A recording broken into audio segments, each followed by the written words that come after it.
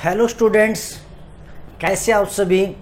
I hope सब बहुत अच्छे हैं और घर पर अपनी स्टडी कर रहे हैं।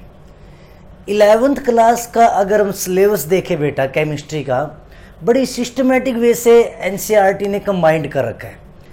आप एक के बाद एक चैप्टर आपस में जुड़ते चले जाते हैं। हमने सबसे फर्स्ट चैप्टर पढ़ा बेटा बेसिक कॉन्सेप्ट ऑफ केमिस्ट्री, जिसमें हमें केमिस्ट्री के बेसिक कॉन्सेप्ट्स का पता चला। फिर हमें पता चला कि एटम कोई चीज़ है, इस यूनिवर्स में एटम है, एटम एग्जिस्ट करता है। फिर हमने सेकंड चैप्टर में बेटा स्ट्रक्चर ऑफ एटम स्टार्ट किया, स्ट्रक्चर ऑफ एटम हमने डिस्कस किया। फिर हमें पता चला कि एटम से एलिमेंट बनते हैं और अभी तक 118 एलिमेंट डिस्कवर हो चुके हैं। तो हमने classification of elements and periodicity in properties, उनको एक पीरियोडिक टेबल में अरेंज किया और उनकी प्रॉपर्टीज वगैरह को स्टडी किया। अब पता चल रहा है कि जो एलिमेंट्स है बेटा, most of element freely exist नहीं करते हैं, वो किसी दूसरे एलिमेंट के साथ आपस में, दूसरे एलिमेंट के साथ या फिर खुद के दूसरे एलिमेंट के साथ आपस में बॉन्डेड होते हैं। और वो जो बॉन्डेड होते हैं, जिस फोर्स ऑफ अट्रैक्शन से बॉन्ड बनाते हैं उसको हम, या उस फोर्स ऑफ अट्रैक्शन को जिससे वो एक दूसरे के साथ अट्रैक्ट होते हैं, उसको हम केमिकल बॉन्ड बोलते हैं। अब क्वेश्चन आते हैं केमिकल बॉन्ड क्या होता है, ये बनता कैसे है, क्यों ये बनता है, और कंपाउंड, जब एलिमेंट कंपाउंड बनाता है तो उसकी स्ट्रक्चर वगैरह क्या होती है। तो वो सारी की सारी बातें हम क्या करेंगे इस चैप्टर में डिस्कस करेंगे, जिसका नेम है बेटा chemical bonding and molecular structure.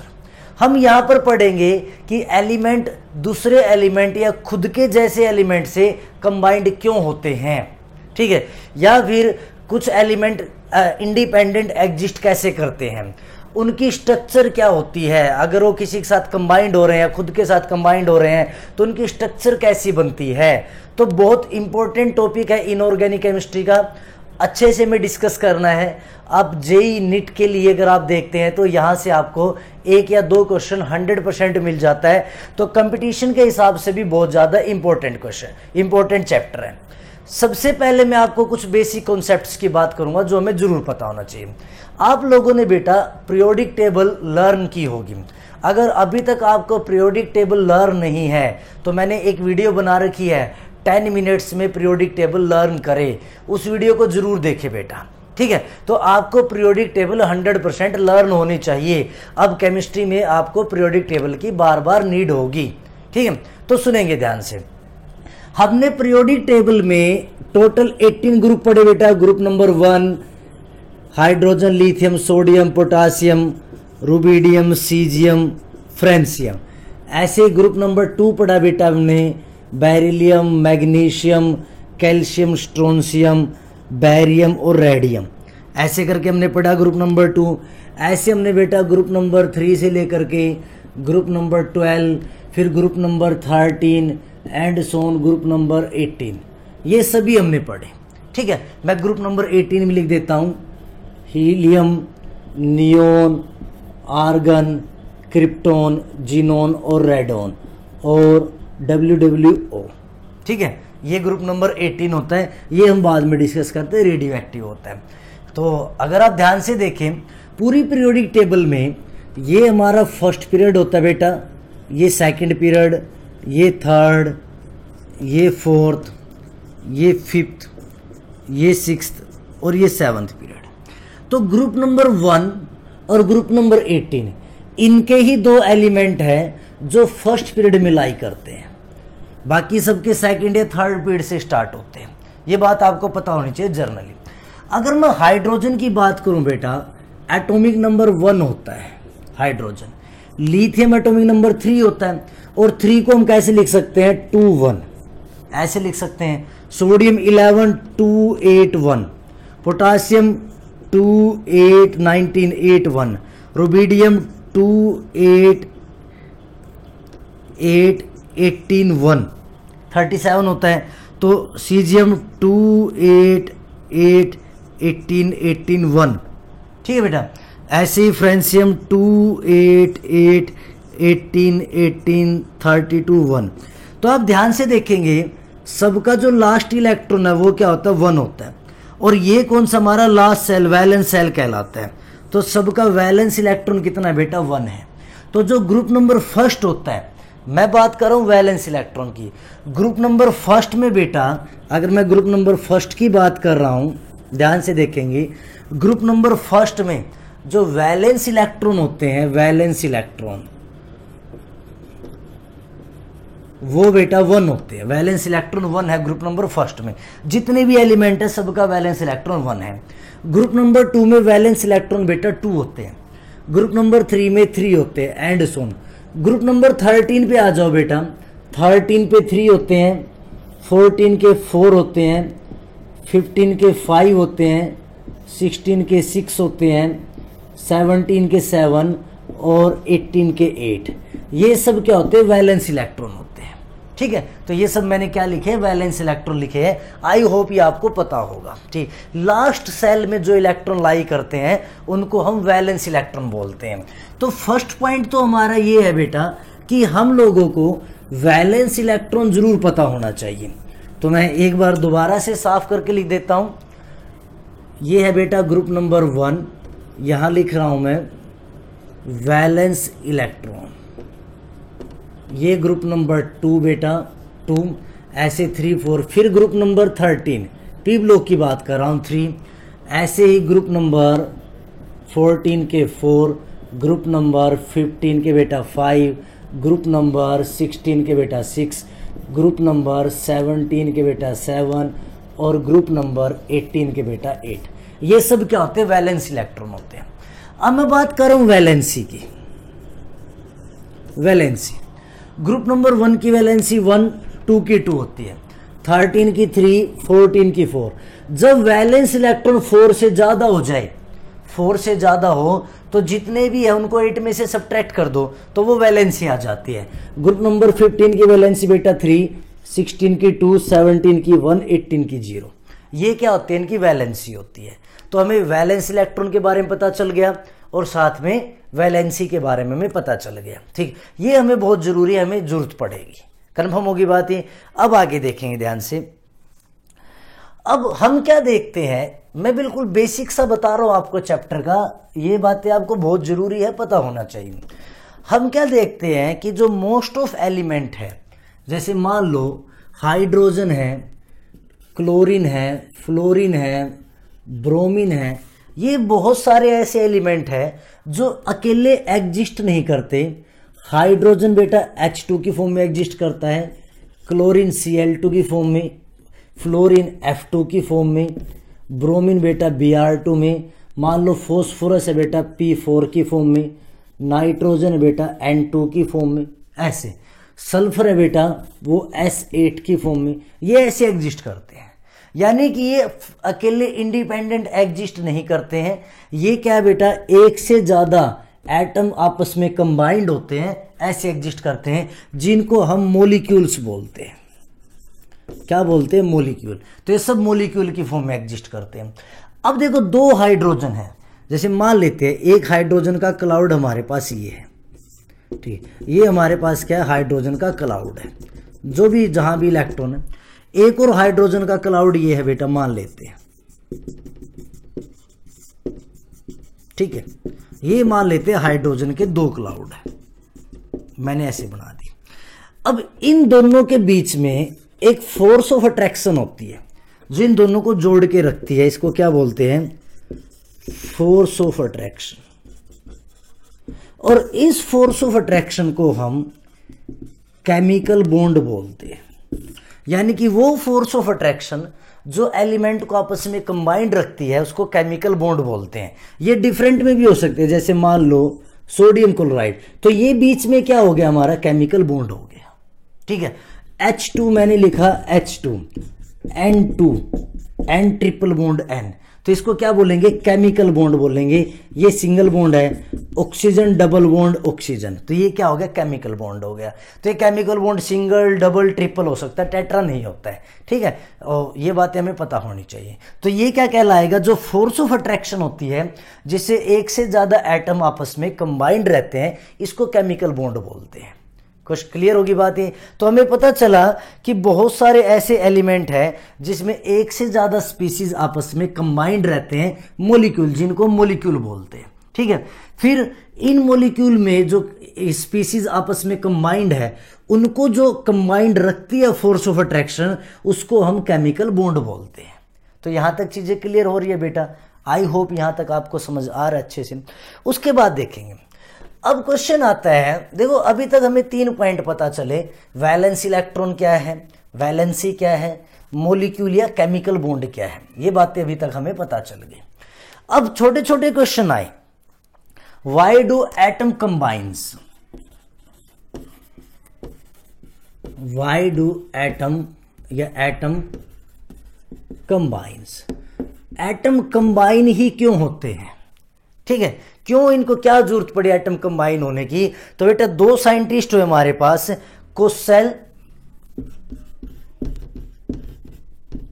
कोसेल्स और लेविस। कोसेल और लेविस नाम के साइंटिस्ट ने 1916 में सबसे पहले कॉन्सेप्ट दिया, जिसको हम इलेक्ट्रॉनिक थ्योरी ऑफ वैलेंसी के नाम से जानते हैं। इन्होंने एक थ्योरी दी, नेम है बेटा electronic theory of valency, electronic theory of valency के नाम से जानते हैं।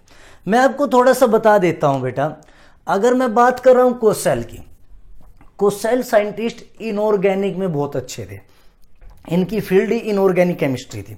बट जो लेविस थे बेटा, इनकी फील्ड ऑर्गेनिक केमिस्ट्री थी, ये ऑर्गेनिक में ज़्यादा वर्क करते थे। लेकिन इन्होंने मिलके बहुत सारे कॉन्सेप्ट दिए हैं, जिनमें से इलेक्ट्रॉनिक थ्योरी ऑफ वैलेंसी भी का एक कॉन्सेप्ट है। इन्होंने क्या कहा कि हर एक एलिमेंट, एवरी एलिमेंट या एवरी एटम, यानी कि हर एक एटम बेटा, या एवरी एलिमेंट या every atom combine with each other, every atom of different element, मान लो 2 एलिमेंट के एटम है, every atom of different element combine with each other, एक दूसरे के साथ कंबाइन करते हैं बेटा, combine with each other in order to complete, in order to complete their respective octet or duplet. Duplet किस केस में होगा? Hydrogen, helium, lithium, beryllium, in case में डुप्लेट होगा। वो अपना ऑक्टेट और डुप्लेट क्या है बेटा, कंप्लीट करना चाहते हैं, ठीक है। और किसके लिए करना चाहते हैं? To attain stable noble gas configuration. Noble gas configuration सभी अटेन करना चाहते हैं, क्योंकि नोबल गैस में क्या, ऑक्टेट कंप्लीट होता है। कंप्लीट होता है तो उनको किसी के साथ बॉन्ड बनाने की जरूरत नहीं है, वो स्टेबल है। स्टेबल मीन्स क्या है कि उनके पास बहुत, मतलब एक चीज समझो आप, स्टेबल का मतलब क्या होता है? स्टेबल का मतलब होता है एनर्जी कम होना, सबसे मिनिमम एनर्जी। देखो आप सुबह उठते हो, सुबह उठ के खाना खाते हो, खाना हमें एनर्जी देता, हम वर्क करते हैं। जैसे हम वर्क करेंगे हमारी एनर्जी खत्म होगी तो हम एक जगह जाकर के आराम से लेट जाएंगे, यानी कि हम एक जगह स्टेबल हो जाएंगे। तो केमिस्ट्री में ये बात आपको जरूर ध्यान रखनी है, स्टेबल का मतलब मिनिमम एनर्जी। जितनी कम एनर्जी होगी स्टेबिलिटी उतनी ज़्यादा होगी। जितनी ज़्यादा एनर्जी होगी एलिमेंट के पास या एटम के पास, उतना ज़्यादा वो अनस्टेबल होगा, वो उतना ज़्यादा दूसरे एलिमेंट के साथ जाकर के कंबाइंड होगा या उसे बॉन्डेड वगैरह बनाने की कोशिश करेगा। तो सभी क्या चाहते हैं कि जैसे नोबल गैस है, नोबल गैस मतलब क्या है बेटा, ग्रुप नंबर 18। ग्रुप नंबर 18 में सबका ऑक्टेट या डुप्लेट कंप्लीट होता है, ठीक है। तो सभी ये चाहते हैं कि हमारा भी ऑक्टेट या डुप्लेट कंप्लीट हो जाए, इसलिए वो क्या करते हैं, दूसरे एलिमेंट के साथ कंबाइन होते हैं। अब मैं आपको नोबल गैस के बारे में थोड़ा बताता हूं, जो ये स्टेटमेंट आई होप आपने लिख ली होगी। देखो कैसे ऑक्टेट या डुप्लेट कैसे कंप्लीट होते हैं, देखेंगे ध्यान से। जो हमारा ग्रुप नंबर 18 होता है बेटा, ग्रुप नंबर 18, इनको हम नोबल गैस या इनर्ट गैस भी बोलते हैं, इनर्ट गैस। अब इसमें सबसे पहले होता है हीलियम, एटॉमिक नंबर बेटा 2, फिर होता है neon, atomic number 10, argon atomic number 18, krypton atomic number 36, xenon atomic number 54, radon atomic number 86। अगर आप ध्यान से देखें बेटा 228, 288, 28, 188, 28, 18, 188 और ये 28, 18, 18, 32, 8, इन सब का ऑक्टेट कंप्लीट होता है, हीलियम का डुप्लेट कंप्लीट होता है।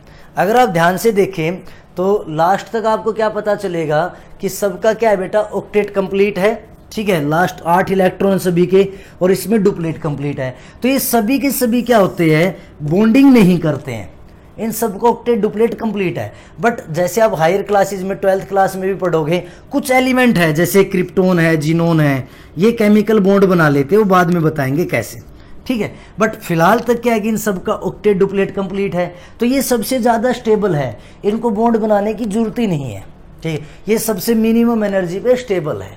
तो ऐसे ही हर एक एलिमेंट ये चाहता है कि भैया अगर मुझे कहीं से, जैसे मान लो हाइड्रोजन है, हाइड्रोजन के पास क्या बेटा, एक इलेक्ट्रॉन है, तो चाहता कहीं से मुझे एक और मिल जाए तो मेरे 2 हो जाएंगे, मेरा डुप्लेट कंप्लीट हो जाएगा। क्लोरीन है, क्लोरीन के वैलेंस में बेटा 7 इलेक्ट्रॉन है वैलेंस में, तो वो चाहता कहीं से एक इलेक्ट्रॉन और मिल जाए, मेरे 8 हो जाएंगे और मैं क्या हो जाऊंगा, स्टेबल हो जाऊंगा, ठीक। तो सभी एलिमेंट ये चाहते हैं कि वो क्या करे, अपना ऑक्टेट या डुप्लेट कंप्लीट कर ले, नोबल गैस कॉन्फ़िगरेशन पे आ जाए। इसलिए वो दूसरे एलिमेंट से क्या करते हैं, मतलब बॉन्डिंग करते हैं, दूसरे एलिमेंट से अट्रैक्ट होते हैं या दूसरे एलिमेंट से केमिकली कंबाइंड होते हैं। ये बात क्लियर होगी। और इस थ्योरी को क्या बोलते हैं, इलेक्ट्रॉनिक थ्योरी ऑफ वैलेंसी, ठीक। अब मैं आपको ये जो कंबाइन होने वाली प्रोसेस है, भाई केमिकल बॉन्ड बनाते हैं, इसके बारे में थोड़ा सा बताने जा रहा हूं, ये भी आपको पता होना चाहिए। देखेंगे ध्यान से बेटा, जो केमिकल बॉन्ड होता है, मैं यहां लिख रहा हूं केमिकल बॉन्ड। केमिकल बॉन्ड को हम ऐसे डैश से रिप्रेजेंट करते हैं। मान लो ए बी, इनके बीच में सिंगल बॉन्ड है। अगर मान लो ये डबल डैश है तो बेटा डबल बॉन्ड है, अगर ये ट्रिपल डैश है तो ट्रिपल बॉन्ड है, ठीक है। जो सिंगल बॉन्ड होता है बेटा, इसमें 2 इलेक्ट्रॉन होते हैं।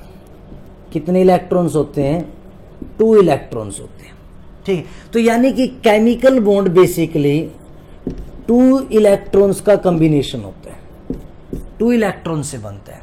बट ये 2 इलेक्ट्रॉन के 3 डिफरेंट मेथड है बेटा, 3 अलग अलग मेथड है जिससे 2 इलेक्ट्रॉन आपस में कंबाइंड होते हैं, ठीक। पहला मेथड कौन सा, अगर मैं बात करूं मोड, या आप इसको ऐसे बोल सकते हो mode of chemical combination, mode of chemical combination. Chemical combination के कौन कौन से मोड हो सकते हैं। तो अगर मैं मोड ऑफ केमिकल कॉम्बिनेशन की बात कर रहा हूं बेटा, तो आप ध्यान से देखेंगे mode of chemical combination. 1 minute का टाइम लगेगा थोड़ा, ओके।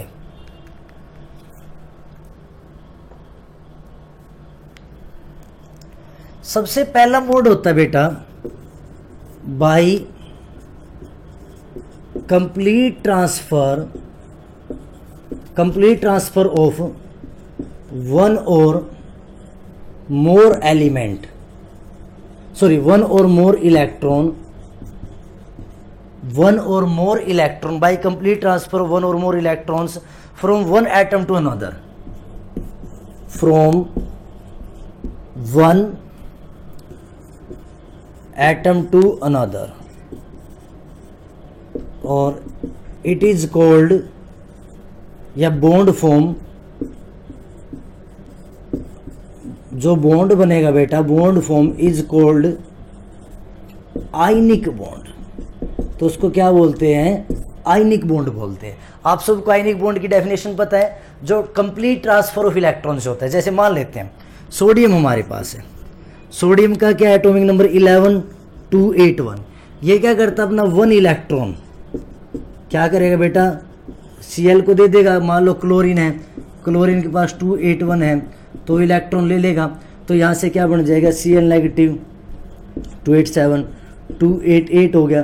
तो इसने अपना कंप्लीट इलेक्ट्रॉन Cl को दे दिया और यहाँ से क्या बना Na पॉजिटिव और Cl नेगेटिव, दोनों जुड़ के क्या हो गए आपस में, दोनों कंबाइंड हो गए, पॉजिटिव नेगेटिव अट्रैक्ट करता है और केमिकल बॉन्ड बन गया।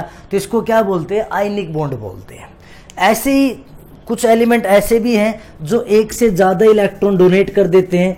जैसे मान लेते हैं मैं मैग्नीशियम की बात कर रहा हूँ, मैग्नीशियम एटॉमिक नंबर बेटा 12 282, ये क्या करेगा 2 इलेक्ट्रॉन डोनेट कर देगा, ठीक है। अब मान लो मेरे पास 2 Cl है बेटा 2 Cl, जब ये 2 इलेक्ट्रॉन गेन करेंगे तो 2 Cl नेगेटिव बनेंगे, तो Mg पे 2 पॉजिटिव और 2 Cl नेगेटिव ये आपस में कंबाइंड होंगे 2 Cl नेगेटिव, तो क्या बन जाएगा MgCl2 बन जाएगा। तो ये क्या बोलते हैं, इसको केमिकल बॉन्ड, इसको मैं कंप्लीट ब्रीफ करूंगा आगे, तो इसको क्या बोलते हैं, केमिकल बॉन्ड बोलते हैं। तो फर्स्ट मोड क्या है कि जब एक एलिमेंट, एक एटम दूसरे एटम को कंप्लीट इलेक्ट्रॉन दे देता है तो उसको क्या बोलेंगे, आयनिक केमिकल बॉन्ड या आयनिक बॉन्ड बोलेंगे बेटा। आयनिक बॉन्ड के बारे में पता चला। अब हम बात करें सेकंड मोड की, तो फर्स्ट हमारा आयनिक बॉन्ड हो गया बेटा मोड। अब सेकंड मोड देखो, फर्स्ट मोड है कि कंप्लीट इलेक्ट्रॉन ट्रांसफर हो गया, सेकंड मोड हमारा है by sharing of electrons, electrons की शेयरिंग हो जाए। और ये शेयरिंग बेटा 2 टाइप से होती है। नंबर 1, ठीक है, फर्स्ट टाइप की अगर हम बात करें तो जो फर्स्ट टाइप शेयरिंग होती है, when the shared electron, when the shared electrons are equally contributed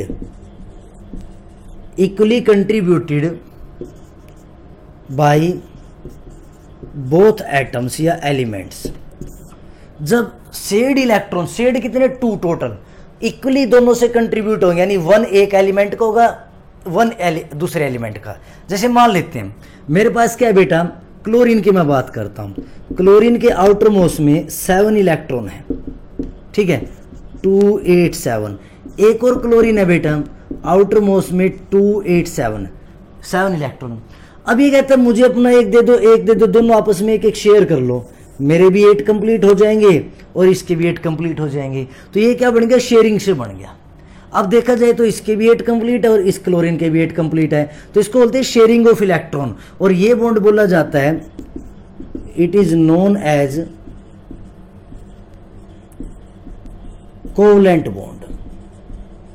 जब दोनों एलिमेंट 1 इलेक्ट्रॉन की शेयरिंग करते हैं तो वो क्या होता है बेटा, कोवलेंट बॉन्ड होता है। जैसे हाइड्रोजन की मैंने बात की, हाइड्रोजन के पास एक एलिमेंट है, दूसरे के पास भी एक है, दोनों क्या करे, एक एक दोनों शेयर कर ले तो दोनों का डुप्लीट क्या हो जाएगा, कंप्लीट हो जाएगा। तो ये शेयरिंग ऑफ इलेक्ट्रॉन है। इक्वली देखो मैंने इक्वली कंट्रीब्यूट लिखा, बराबर बराबर शेयर करना है, बराबर बराबर। तो ये शेयरिंग एक शेयरिंग ये है जिसमें 2 इलेक्ट्रॉन शेयर करने, लेकिन दोनों एक एक करेंगे, तो उसको क्या बोलेंगे, कोवलेंट बॉन्ड। अगर मान लो एक ही एलिमेंट, अगर हम बात करें एक ही element be part, when the shared electrons are contributed by single atom। जो शेयर्ड इलेक्ट्रॉन हो एक ही एटम के द्वारा कंट्रीब्यूट हो बेटा, 1 एटम के द्वारा कंट्रीब्यूट हो, but shared by both. Contribute तो एक ही या गिवन बाय 1 लिख सकते हैं। अगर मैं प्रॉपर डेफिनेशन लिखूं, entirely by 1 of the atom but shared by both. अच्छा, एक ही एटम कंट्रीब्यूट करेगा, ठीक है, contribute but shared by both, share उसको दोनों करेंगे, ठीक है, उसको बोलते हैं, it is known as coordinate bond, coordinate और डेटिव बॉन्ड। तो उसको कोऑर्डिनेट या डेटिव बॉन्ड बोलते हैं। कैसे समझो, जैसे मान लेते हैं एक एलिमेंट ऐसा है जिसपे दोनों इलेक्ट्रॉन है और बी ऐसा है मान लो जिसपे है ही नहीं। अब दोनों इलेक्ट्रॉन ये शेयर कर दे इसको, तो अब जो बॉन्ड बनेगा उसको हम ऐसे एरो से दिखाते हैं बेटा। ये बॉन्ड जो होता है ये कोऑर्डिनेट या डेटी बॉन्ड होता है, इसकी टेल उस एलिमेंट की तरफ होती है जिसने दोनों इलेक्ट्रॉन शेयर किया है, और हेड उसकी तरफ होता है जिसको इलेक्ट्रॉन दिए गए हैं या जिसके पास इलेक्ट्रॉन नहीं थे। तो इस बॉन्ड को क्या बोलते हैं, कोऑर्डिनेट या डेटी बॉन्ड बोलते हैं। पता चला बेटा। तो जो इलेक्ट्रॉन या केमिकल बॉन्ड बनने का मोड है वो 3 टाइप में बन सकता है। पहले तो क्या बेटा, जब एक एलिमेंट कंप्लीट अपना इलेक्ट्रॉन दूसरे को दे दे, पॉजिटिव नेगेटिव चार्ज आ जाए, तो जब इक्वल पॉजिटिव नेगेटिव आपस में जुड़ेंगे तो आयनिक बॉन्ड बनेगा। जब दोनों एलिमेंट एक एक इलेक्ट्रॉन शेयर करके बॉन्ड बनाएंगे तो कोवेलेंट बॉन्ड बनेगा। और जब एक ही एलिमेंट दोनों इलेक्ट्रॉन दे दे, भाई मेरे पास इलेक्ट्रॉन है मैं दे सकता हूं, एक ही एलिमेंट दोनों इलेक्ट्रॉन दे दे दूसरे एलिमेंट को और बॉन्ड बना ले, तो वो क्या होता है आपका कोऑर्डिनेट बॉन्ड या फिर डेटी बॉन्ड होता है। लेकिन इसकी कंडीशन है कुछ, ध्यान से समझना। जिसको इलेक्ट्रॉन दिए गए हैं उसके पास इलेक्ट्रॉन की कमी होनी चाहिए, डेफिशिएंसी होनी चाहिए, यानी कि उसके पास इलेक्ट्रॉन की कमी, और जिसने दिए उसके पास इलेक्ट्रॉन का या तो लोन पेयर होना चाहिए या फिर उसके पास इलेक्ट्रॉन ज़्यादा होने चाहिए, तभी वो क्या करेगा, उसको डोनेट कर पाएगा। जब ए चाहेगा, इस बॉन्ड में एक और बात है, अगर ए को लगता है कि मुझे इसके साथ इलेक्ट्रॉन शेयर नहीं करने, तो जब ए चाहेगा इस बॉन्ड को आसानी से तोड़ सकता है। ठीक है, तो ये बॉन्ड ए पे डिपेंड करेगा, यानी कि जो इलेक्ट्रॉन दोनों दे रहा है उस पर डिपेंड करता है। तो ये जो डोनर होता है इसको लिगेंड्स बोलते हैं, ये आगे पढ़ेंगे आप। ये एक्सेप्टर होता है, तो बात की बातें हैं। ठीक, तो यानी कि 3 टाइप्स के केमिकल बॉन्ड बन सकते हैं। आयनिक बॉन्ड बन सकते हैं, कोवेलेंट बॉन्ड बन सकते हैं और कोऑर्डिनेट बॉन्ड बन सकते हैं। ठीक, उसके बाद हमारे पास एक छोटा सा कॉन्सेप्ट और आता है कि जो आयनिक बॉन्ड है, हमने आयनिक बॉन्ड अभी पढ़ा बेटा, वो कौन कौन से फैक्टर्स हैं जिन पे आयनिक बॉन्ड डिपेंड करता है। हमें एक्चुअल में आयनिक और कोवेलेंट बॉन्ड के बारे में ही पढ़ना है। कोऑर्डिनेट बॉन्ड की एक डिफरेंट केमिस्ट्री है जिसको कोऑर्डिनेट केमिस्ट्री बोलते हैं। ठीक है, वो आप बाद में पढ़ोगे। तो हम फिलहाल आयनिक और कोवेलेंट बॉन्ड की बात करेंगे। अब हम बात कर रहे हैं फैक्टर्स, वो कौन कौन से फैक्टर है, फैक्टर गवर्निंग द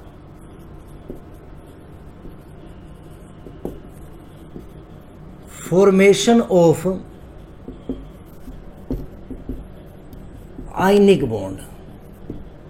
वो कौन कौन से फैक्टर है जो आयनिक बॉन्ड फॉर्मेशन में इफेक्ट डालते हैं, यानी जिन पे आयनिक बॉन्ड फॉर्मेशन डिपेंड करता है कि ज़्यादा स्ट्रॉन्ग बनेगा, वीक बनेगा, बनेगा या नहीं बनेगा। तो अब हम ये बात करते हैं। तो सबसे पहला जो फैक्टर है बेटा, सबसे पहला जो फैक्टर है, देखो आयनिक बॉन्ड की आप ध्यान से देखो। जैसे मान लेते हैं मैं सोडियम क्लोराइड की बात कर रहा हूँ, समझना ध्यान से। मेरे पास बेटा सोडियम है प्लस में क्लोरीन है, ठीक है, मैं इससे बना रहा हूँ सोडियम क्लोराइड। ये मैंने ऑलरेडी गैसियस में ले रखे हैं, तो ये नहीं है कि मैं इसको, जैसे Cl2 का आप देखो, क्लोरीन Cl2 की फॉर्म में एग्जिस्ट करता है, पहले हम इसको तोड़ते हैं Cl में, ठीक है, उसके बाद जैसे सोडियम है बेटा सॉलिड की फॉर्म में है, फिर उसको हम पहले गैसियस में कन्वर्ट करते हैं सब्लिमेशन करके। ठीक, तो हमें इतना ज़्यादा डीपली नहीं सोचना है, ये सारा थर्मोडायनेमिक्स में आता है। हमें सिर्फ मेन फैक्टर आयनिक बॉन्ड के देखने किस किस पे डिपेंड करता है। तो अगर हम सबसे फर्स्ट पॉइंट की बात करें बेटा, फर्स्ट पॉइंट तो हमारा ये होता है कि सबसे पहले हमें मेटल से, इलेक्ट्रोपॉजिटिव है जो, उससे क्या करना है, इलेक्ट्रॉन रिमूव करना है। ठीक है, मेटल से क्या करना है, हमें इलेक्ट्रॉन रिमूव करना है, जिसको हम आयनाइजेशन बोलते हैं। ठीक है, आयनाइजेशन, या फिर इसके लिए जो एनर्जी रिक्वायर्ड होगी उसको आयनाइजेशन एनर्जी बोलते हैं। ठीक है, तो यानी यहाँ जो एनर्जी रिक्वायर्ड है वो क्या कहलाएगी, आयनाइजेशन एंथैल्पी या एनर्जी। ठीक है, सेकंड जो फैक्टर है बेटा वो होगा कि जो Cl गैसियस में है ये इलेक्ट्रॉन गेन करेगा, Cl नेगेटिव बनाएगा, और इधर से जो एनर्जी लगेगी या रिलीज होगी उसको इलेक्ट्रॉन गेन एंथैल्पी बोलते हैं। ठीक है, delta EgH, electron gain enthalpy इसको हम बोलते हैं। ठीक है, और थर्ड जो मेन पॉइंट होगा हमारा, थर्ड मेन पॉइंट, अब हमारे देखो सोडियम पॉजिटिव बन गया गैसियस में, ऐसे ही Cl नेगेटिव बन गया गैसियस में। ठीक है, उससे क्या बनेगा, सोडियम क्लोराइड बनेगा, सोडियम क्लोराइड। और इस पे जो एनर्जी रिलीज या लॉस होगी वो क्या कहलाएगी, लैटिस एंथैल्पी। ठीक है, तो इस पे क्या बोलेंगे, इसको लैटिस एंथैल्पी बोलेंगे। लैटिस एंथैल्पी या लैटिस एनर्जी इसको हम बोल सकते हैं। ठीक, तो यानी कि जो आयनिक बॉन्ड की फॉर्मेशन है बेटा, वो 3 मेन फैक्टर्स पे डिपेंड करती है। पहला आयनाइजेशन एंथैल्पी पे, दूसरा इलेक्ट्रॉन गेन एंथैल्पी पे, और थर्ड है बेटा लैटिस एंथैल्पी पे। क्लियर होगी बात ये। अब हम इन तीनों पॉइंट को डिस्कस करते हैं वन बाय वन, देखेंगे ध्यान से। सबसे पहला पॉइंट क्या है, आयनाइजेशन एंथैल्पी। सबसे पहले में क्या करना है, मेटल कटायन बनाना है, मेटल से मेटल कटायन, फिर नॉन मेटल से नॉन मेटल अनायन, फिर कटायन और आयन को जोड़ के आयनिक कंपाउंड। तो हमें 3 पॉइंट डिस्कस करने हैं। ठीक, अगर मान लो किसी मेटल की आयनाइजेशन एंथैल्पी बहुत ज़्यादा है तो क्या इलेक्ट्रॉन निकलना आसान होगा, नहीं होगा, क्योंकि आयनाइजेशन एंथैल्पी का मतलब क्या है, the energy required to remove valence electron.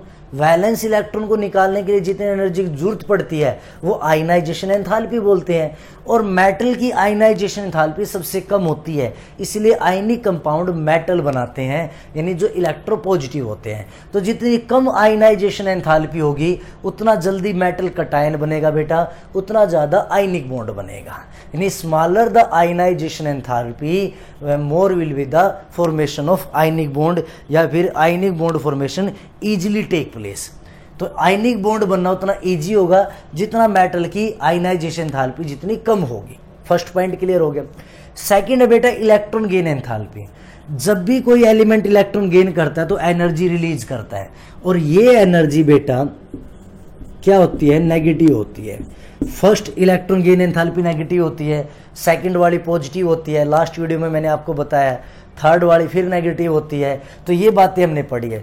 अब जितनी ज़्यादा एनर्जी रिलीज होगी प्रोडक्ट उतना ज़्यादा स्टेबल होगा, यानी कि अनायन उतना जल्दी बनेगा, और जितना जल्दी अनायन बनेगा उतना जल्दी क्या होगा, आयनिक बॉन्ड बनेगा। तो इसका मतलब इलेक्ट्रॉन गेन एंथैल्पी जितनी ज़्यादा नेगेटिव होगी, ठीक है, ये जितनी ज़्यादा रिलीज होगी, higher the electron gain enthalpy easier the formation of ionic bond. तो जितनी ज़्यादा इलेक्ट्रॉन गेन एंथैल्पी होगी, यानी जितनी ज़्यादा नेगेटिव या जितनी ज़्यादा एनर्जी रिलीज होगी उतना जल्दी अनायन बनेगा बेटा। अनायन बनेगा तो यानी कि इतनी ज़्यादा एनर्जी बाहर निकलेगी। इन दोनों की मैं वीडियो आप लोगों को ऑलरेडी दे चुका हूँ, इसलिए मैं इनको की सिर्फ आपको डेफिनेशन बता रहा हूँ, लिख के नहीं दिखा रहा हूँ। अब मेन बात करते हैं लैटिस एंथैल्पी क्या होती है। अब मैं लैटिस एंथैल्पी की बात करूं, लैटिस एंथैल्पी की डेफिनेशन क्या है, the energy release when requisite, यानी जितने रिक्वायर्ड है, the energy release when requisite number of gaseous positive and number of gases, the energy release when requisite number of gases positive and negative ions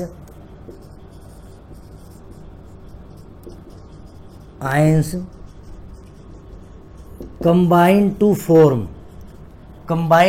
आपस में combine होते हैं, 1 mole of the ionic compound, 1 mole of the ionic compound is called lattice enthalpy. जब gaseous cation और अनायन जितनी requirement है, इस case में तो एक है बेटा। अगर मानते मेरे पास Mg2 पॉजिटिव होता तो इस केस में मुझे 2Cl नेगेटिव की जरूरत पड़ती, क्योंकि दोनों बराबर होने चाहिए, और वो आपस में जुड़ के क्या बनाता, MgCl2 बनाता। ठीक, इसलिए रिक्विसाइट वर्ड लगाया भी, जितने रिक्वायर्ड है। The energy release when requisite number of gases positive and negative ions. जब गैसेस पॉजिटिव और नेगेटिव आयन आपस में कंबाइंड होते हैं, उस टाइम पे जो एनर्जी रिलीज होती है, यहाँ जो एनर्जी रिलीज होगी उस एनर्जी को हम क्या बोलेंगे, लैटिस एंथैल्पी। और जितनी ज़्यादा एनर्जी रिलीज होगी प्रोडक्ट उतना ज़्यादा स्टेबल बनेगा, उतना ज़्यादा स्टेबल होगा तो प्रोडक्ट ईजी बनेगा। तो इसका मतलब क्या हो गया, higher is the lattice enthalpy easier is the ionic bond formation take place. तो आयनिक बॉन्ड क्या होगा, उतना ही ईजी होगा बनना जितना ज़्यादा क्या होगी हमारी लैटिस एंथैल्पी होगी। यहाँ तक क्लियर हो गया। तो यानी कि 3 फैक्टर पे डिपेंड करता है। आयनाइजेशन एंथैल्पी कम होनी चाहिए, इलेक्ट्रॉन गेन एंथैल्पी नेगेटिव ज़्यादा होनी चाहिए, ज़्यादा से ज़्यादा रिलीज हो, अच्छी बात है। लैटिस एंथैल्पी भी ज़्यादा से ज़्यादा रिलीज हो, अच्छी बात है। तो ओवरऑल फिर हम देखते हैं कि ओवरऑल एनर्जी हमें मिली है या हमें देनी पड़ी है। जितनी ज़्यादा हमें एनर्जी मिलेगी उतना ज़्यादा बढ़िया होगा, उतना ज़्यादा बॉन्ड फॉर्मेशन इजीली होगा। तो ये दोनों पॉइंट हमारे ज़्यादा होने चाहिए और ये पॉइंट हमारा कम से कम होना चाहिए। तो ये फैक्टर है जो आयनिक बॉन्ड को इफेक्ट डालते हैं, तो हमें इनके बारे में पता होना चाहिए। ठीक है, तो अब हम आगे बात करते हैं आयनिक बॉन्ड में ही, या फिर हम बात करते हैं, एक बार हम ना लैटिस एंथैल्पी को थोड़ा सा और डिस्कस कर रहे हैं। लैटिस एंथैल्पी की अगर हम बात करें तो लैटिस एंथैल्पी कुछ छोटे छोटे फैक्टर पे डिपेंड्स करते हैं बेटा, देख लेते हैं आपको पता चलेगा। हमसे पूछ लेता है कभी कभी लैटिस एंथैल्पी कौन कौन से फैक्टर पे डिपेंड करती है। तो हम बात करें बेटा लैटिस एंथैल्पी की।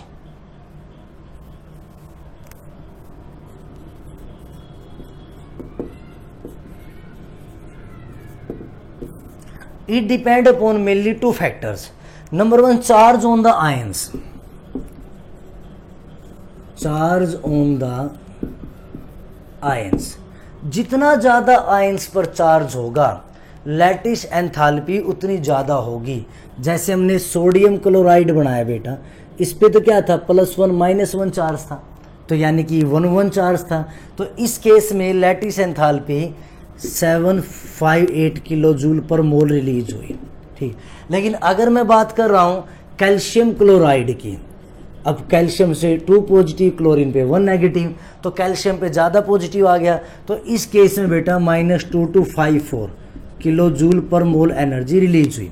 अगर मैं बात कर रहा हूँ बेटा मैग्नीशियम ऑक्साइड की, देखो मैग्नीशियम ऑक्साइड +2 -2, अब देखो आयंस पे चार्ज यहाँ क्या और ज़्यादा है, तो इस केस में और ज़्यादा लैटिस एंथैल्पी होगी -3932 किलो जूल पर मोल। तो फर्स्ट फैक्टर हमारा है आयंस पे जितना ज़्यादा चार्ज होता है उतनी ज़्यादा लैटिस एंथैल्पी होती है। सेकंड जो हमारा फैक्टर है बेटा size of ions. Size of ions का मतलब क्या है, कटायन जितना पॉजिटिव वाला जितना बड़ा होगा,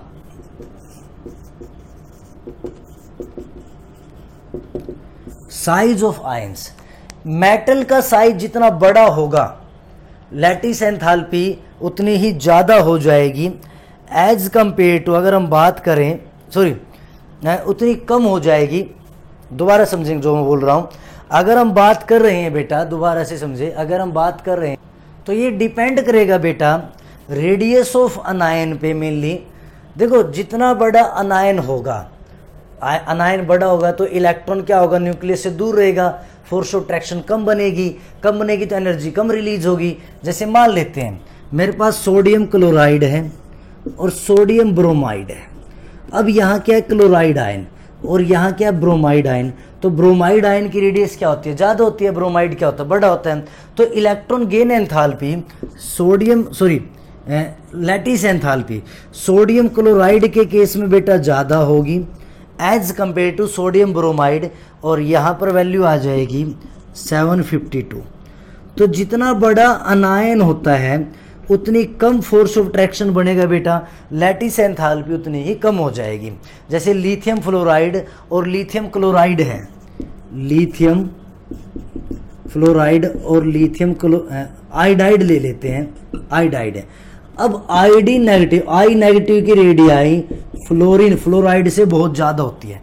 मैं रेडियाई की बात कर रहा हूँ, आर लिख देता हूँ, are I negative, are I negative की रेडियाई फ्लोराइड से बहुत ज़्यादा होती है।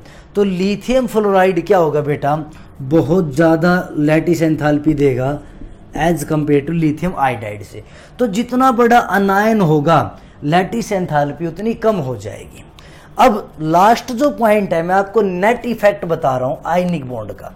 नेट इफेक्ट की अगर हम बात करें देखो आयनाइजेशन एंथैल्पी में हमें एनर्जी देनी पड़ती है, नेट इफेक्ट, ठीक है। और लैटिस एंथैल्पी और इलेक्ट्रॉन गेन एंथैल्पी में एनर्जी रिलीज होती है।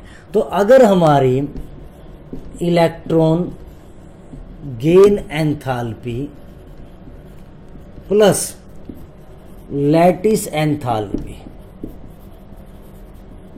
इन दोनों की वैल्यू ग्रेटर है आयनाइजेशन एंथैल्पी से, इसका मतलब है बेटा एनर्जी रिलीज होगी, that means overall energy release, यानी हमें एनर्जी मिलेगी, hence ionic bond formation take place. तो क्या होगा बेटा, आयनिक बॉन्ड बनेगा, ठीक है। तो आयनिक बॉन्ड मतलब क्या है, इलेक्ट्रॉन गेन एंथैल्पी और आयनाइजेशन एंथैल्पी क्या होना चाहिए, दोनों का सम आयनाइजेशन से ज़्यादा होना चाहिए, तो हमारा आयनिक बॉन्ड बनेगा, एनर्जी रिलीज होगी। नोबल गैस में ये वैल्यू बहुत ज़्यादा होती है, ये ज़्यादा है तो यानी कि आयनिक बॉन्ड या उनका बॉन्ड नहीं बनता है। तो यहाँ तक क्लियर होगी बात है। तो बाकी हम पढ़ेंगे बेटा नेक्स्ट लेक्चर में। आई होप यहाँ तक आपको समझ आया होगा।